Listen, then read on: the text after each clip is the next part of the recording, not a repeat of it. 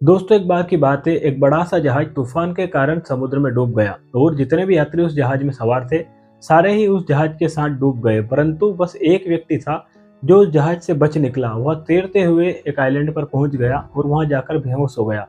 जब सुबह उसकी आंख खुली तो उसने महसूस किया कि आइलैंड पूरी तरह से वीरान है। यहाँ पर दूर दूर तक कोई नहीं रहता है, केवल और केवल नीला और गहरा समुद्र है।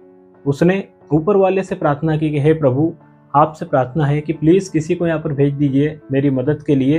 और इस तरह से 2-4 दिन गुजर गए। वह व्यक्ति रोज ऊपर वाले से प्रार्थना करता कि हे प्रभु, किसी को मेरी मदद के लिए भेज दीजिए, परंतु उसकी मदद के लिए कोई भी वहाँ पर नहीं पहुँचा। और अब धीरे धीरे जो है उसने ईश्वर से प्रार्थना करने भी बंद कर दी और उसने यह सोच लिया कि जो है वो इस वीरान आइलैंड पर फंस चुका है और अब यहाँ से उसका निकलना नामुमकिन है। इसलिए उसने उसी आइलैंड पर सर्वाइव करने की कोशिश की। उसने नारियल के पेड़ से बहुत सारे नारियल इकट्ठा किए, जिसके बाद में उसने भोजन के लिए मछलियों को पकड़ना शुरू किया। और धीरे धीरे जब 8-10 दिन गुजर गए तो वह उस आइलैंड पर सर्वाइव करना सीख गया। इसके बाद में उसने कुछ लकड़ियाँ इकट्ठा की और लकड़ियाँ इकट्ठा करके एक छोटी सी झोपड़ी बनाई और उसी आइलैंड पर रहने लगा। परंतु दोस्तों, अब जब भी उसे उस आइलैंड पे कोई परेशानी होती, कोई दिक्कत होती, तो ऊपर देखता और ऊपर वाले को खूब कोसता कि आपने मुझे कहाँ लाकर फंसा दिया है। मेरी अच्छी ज़िंदगी थी, इससे अच्छा तो वही होता कि मैं उसी जहाज के साथ ही मर जाता।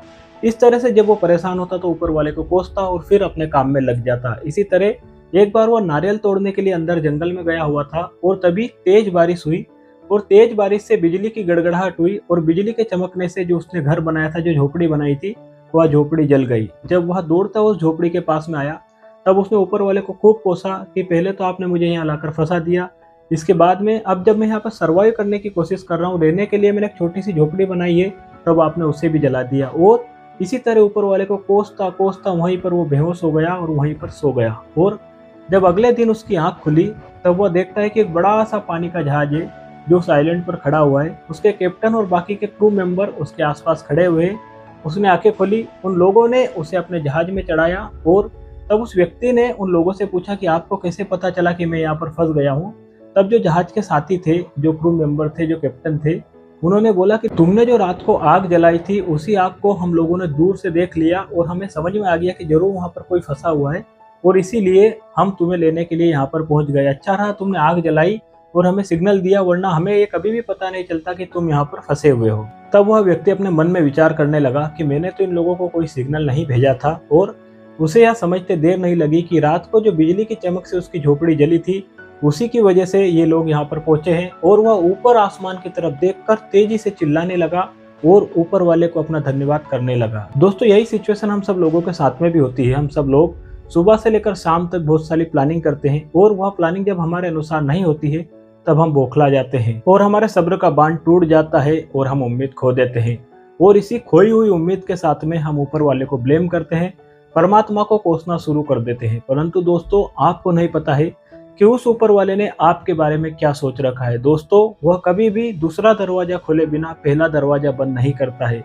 उसने जो आपके लिए सोच रखा है वो आपसे बेहतर सोच रखा है। इसलिए चाहे परिस्थिति कैसी भी हो, समय आपका अच्छा चल रहा हो या समय बुरा चल रहा हो, आप बस उस परमात्मा पर विश्वास कीजिए, उस परमात्मा पर भरोसा कीजिए, क्योंकि उसकी जो प्लानिंग चल रही है, वो जो सोच रहा है, उसके बारे में आप कभी सोच भी नहीं सकते हैं। वो इस पूरे संसार को चलाता है और उसे बड़े अच्छे से पता है कि किस व्यक्ति को किस समय पर क्या देना है और किस व्यक्ति को किस समय पर क्या नहीं देना है। इसलिए दोस्तों, परिस्थिति चाहे जैसी भी हो, बस कभी भी उम्मीद मत छोड़ना और एक उम्मीद और एक आस के साथ में परमात्मा के साथ अपना लगाव बनाए रखना।